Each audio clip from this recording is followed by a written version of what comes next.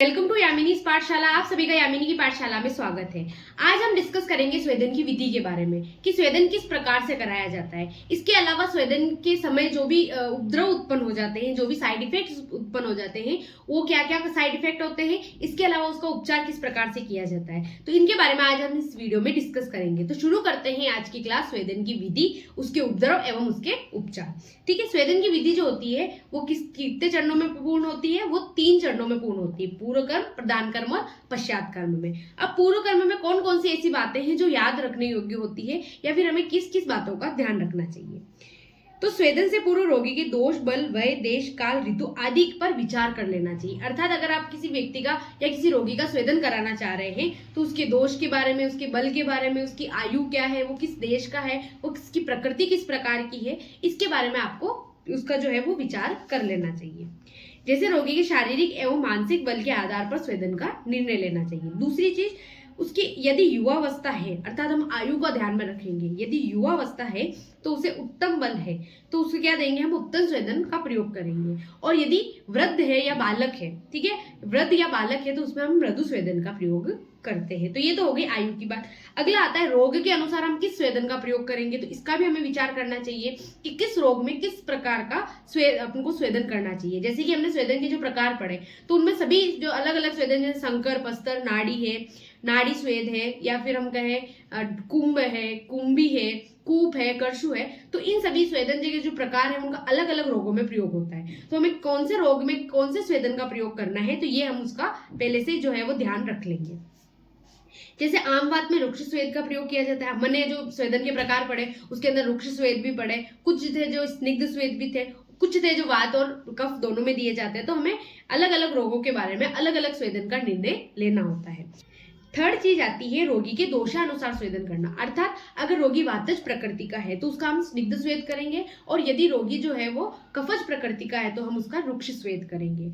और अगर माने कि रोगी में वातज के भी गुण है, पित्तज के भी गुण है, अर्थात उसकी जो प्रकृति है वो वातज पित्तज है, तो ऐसे में हम क्या करेंगे, रुक्ष और स्निग्ध जो है उसे अल्टरनेट कर्म में, यानी कि एक दिन रुक्ष स्वेद देंगे, एक दिन स्निग्ध स्वेद देंगे। तो इस प्रकार से स्वेदन करना चाहिए। अगली बात कि रोगी के विभिन्न अवयवों को ध्यान में रखकर हमें स्वेदन करना चाहिए। अर्थात क्या होता है, अब हमारी जो शरीर, हमारी जो बॉडी होती है उसके अंदर कई अवयव ऐसे होते हैं जो थोड़े से सेंसिटिव होते हैं। तो ऐसे अंगों का या ऐसे जो अवयव है उनका ध्यान में रखकर हमें स्वेदन करना चाहिए। जैसे हृदय, वृषण एवं नेत्र प्रदेश में हमें यथासंभव तो स्वेदन नहीं करना चाहिए, या फिर आपको आवश्यकता है उसकी तो हम उसका मृदु स्वेदन का प्रयोग कर सकते हैं।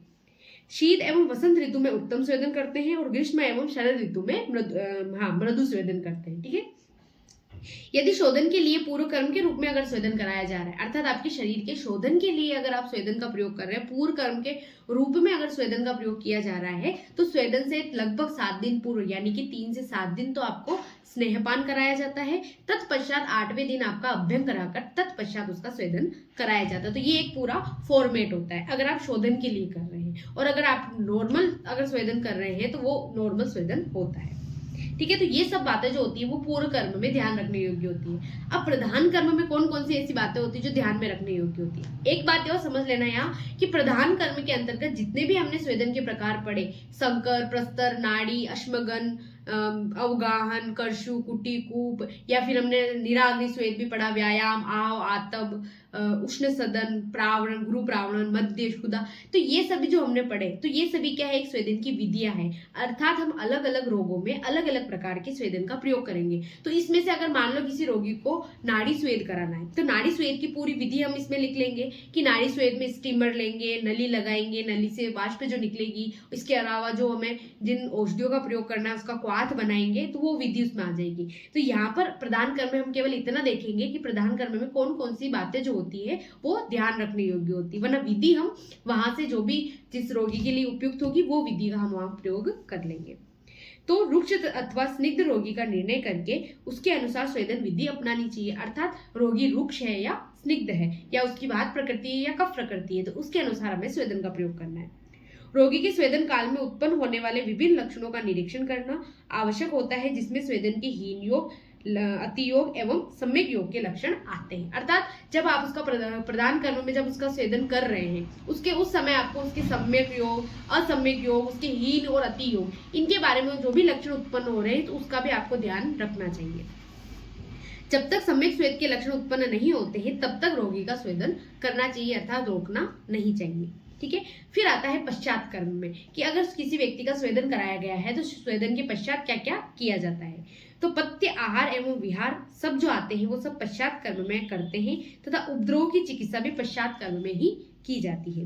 जहां सीधे वायु का संपर्क होता है ऐसे स्थान पर नहीं जाना चाहिए, अर्थात जहां पर भी वायु का संपर्क है तो ऐसे अगर किसी ने स्वेदन कराया है तो व्यक्ति को वायु के संपर्क में नहीं जाना है।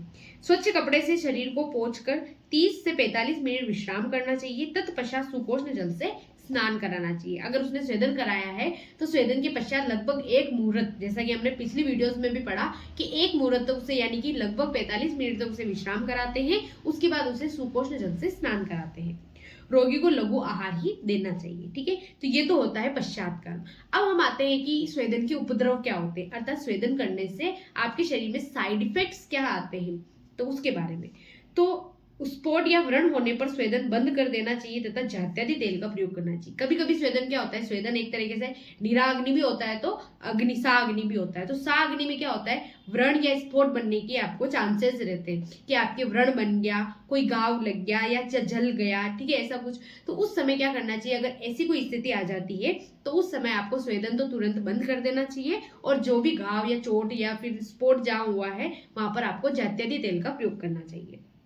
दाह उपस्थित होने पर गुडुचि सत्व, शंख भस्म, प्रवाल पिष्टी आदि का यूज के साथ सेवन करना चाहिए। अर्थात क्या करना चाहिए आपको, यदि आपको दाह उत्पन्न होना है, आपको अत्यधिक मतलब अंदरूनी जो है वो गर्मी उत्पन्न हो रही है, आपको शरीर में दाह की स्थिति है, तो उस समय आपको गिलोय सत्व, शंख भस्म, प्रवाल पिष्टी यानी जो भी शीत वीर्य जो औषधियां है उसका प्रयोग करना चाहिए।